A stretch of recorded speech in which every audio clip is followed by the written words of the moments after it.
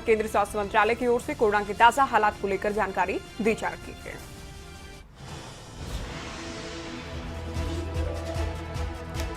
Doses देश में vaccine की गवर्नमेंट ऑफ इंडिया द्वारा फ्री सप्लाईज के रूप में स्टेट्स को प्रोवाइड की गई हैं, जो कि लोगों को मिल चुकी हैं।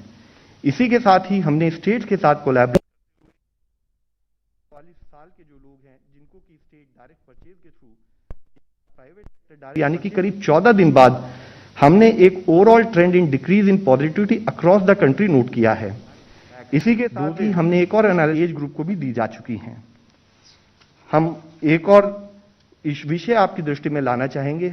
अगर आप देखें तो पाते हैं कि आज रनअवे स्प्रेड ऑफ इन्फेक्शन जो कि कुछ प्रांतों में नोट किया गया, उसके लिए जरूरी है कि स्ट्रिंजेंट कंटेनमेंट एक्टिविटी जो कि मिनिस्ट्री ऑफ होम की गाइडलाइंस के द्वारा और ministry of health government of India के द्वारा स्टेट्स को प्रोवाइड की गई हैं, उस पर हमारा कार्य चलता रहे। एक केस एनालिसिस के रूप में देखें तो पाते हैं कि कैसे स्ट्रिंजेंट कंटेनमेंट मेजर्स हमें इन्फेक्शन के स्प्रेड को कम करने में सहायक हो सकते हैं। पुणे के बारे में अगर आप एनालाइज करें तो आप पाएंगे कि करीब 69.7% केस पॉजिटिविटी 1 मार्च वाले वीक में जब वहां नोट की गई, तो उस टाइम पर नाइट कर्फ्यू जैसे कुछ जो कर्बिंग मेजर्स हैं वो इंप्लीमेंट किए गए। लेकिन साथ ही नाइट कर्फ्यू के बाद जब 15 दिन का एक रिलेटिवली मोर स्ट्रिंजेंट प्रोसेस इनिशिएट किया गया, जो कि 29 मार्च से 12 अप्रैल तक में, तो एक स्थाई पर केसेस में ग्रोथ ट्रेजेक्ट्री में हमने देखा कि कमी आई।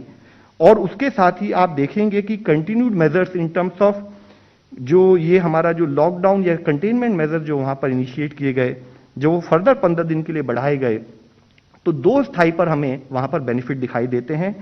एक हम देखते हैं कि इस लॉकडाउन के इनिशिएट करने से पहले जब केस पॉजिटिविटी 41.8% थी, वह घटकर अब 23.4% रह गई है। और उसी के साथ ही जो एक पीक हमने बीच में हाई ग्रोथ ट्रेजेक्ट्री नोट की थी, अब उन केसेस में भी कमी आ रही है।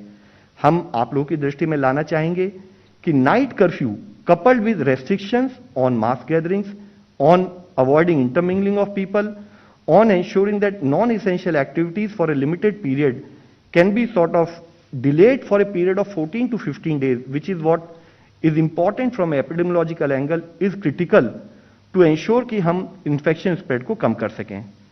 इसी के साथ ही एक और केस एनालिसिस हम आप लोगों के सामने रखना चाहेंगे।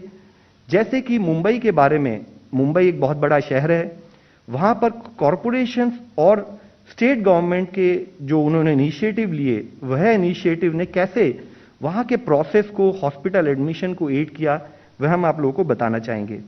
मुख्यतः वहां पर किया ये गया कि सिटीजन एंगेजमेंट के लिए जो कंट्रोल रूम का था, वह मुंबई कॉरपोरेशन के लेवल पर ना करते हुए उसको 24 वार्ड में 24 कंट्रोल रूम बनाए गए।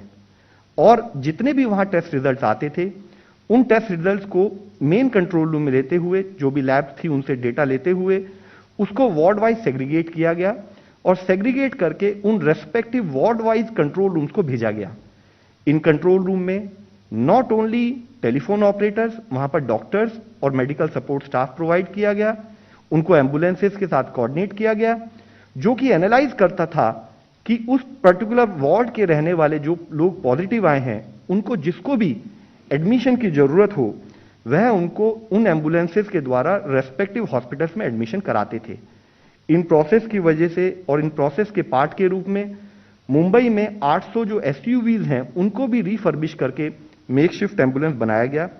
एक आईटी प्लेटफॉर्म बनाया गया जिससे कि इन एम्बुलेंसेस को ट्रैक किया जाता था। एक सेंट्रलाइज्ड डैशबोर्ड बनाया गया जिससे कि अवेलेबल हॉस्पिटल बेड्स को मॉनिटर किया जाता था। ऐसे ही एक system for procuring hospital bed establish किया गया। और जितने भी ये कंट्रोल रूम थे, उन्होंने कोऑर्डिनेटेड एफर्ट ये किया कि पेशेंट को हॉस्पिटल बेड मिलने में समस्या ना हो। इस टाइप के इनिशिएटिव मुंबई ही नहीं और बहुत से प्रांतों में गवर्नमेंट ऑफ इंडिया की जो दिशा निर्देश है उनके तहत चल रहे हैं। हमारा एफर्ट आप लोगों के द्वारा बताने का यही है कि जरूरी है कि ये पॉजिटिव एफर्ट नेशनल लेवल पर सब लोग मिलकर करेंगे तो हम ओवरऑल प्रोसेसेस को ईज कर पाएंगे। इसके साथ ही मैं आप लोगों की दृष्टि में लाना चाहूंगा कि group of ministers headed by health minister union government और जो कंसर्न मिनिस्टर्स हैं, उन्होंने रिसेंटली कोविड-19 की सिचुएशंस का प्रिपेयर्डनेस का और उसकी प्लानिंग अक्रॉस द स्टेट उसको एनालाइज किया और उससे संबंधित कैसे इन्फेक्शन स्प्रेड को रोका जाए दिशा निर्देश जारी किए। तो कुल मिलाकर क्या है हालात, ये तमाम जानकारी देखिए विस्तार से दी जा रही थी। स्वास्थ्य मंत्रालय की ओर से प्रेस वार्ता कर कोरोना को लेकर देश की ताजा स्थिति बताई गई। 2 दिन से कोरोना के मामलों में जो दैनिक केसेस सामने आ रही है उनमें कमी आ रही है और इसे एक राहत के तौर पर देखा जा रहा है, क्योंकि 24 घंटे में तो देखिए स्थिति ये भी हुई है कि जिन लोगों ने रिकवर किया है उनका आंकड़ा जो नए मामले सामने आए हैं उनसे ज्यादा है। तो कई राज्यों में हालांकि केस बढ़ रहे हैं, 13 राज्यों में 1 लाख से ज्यादा एक्टिव केस की संख्या है।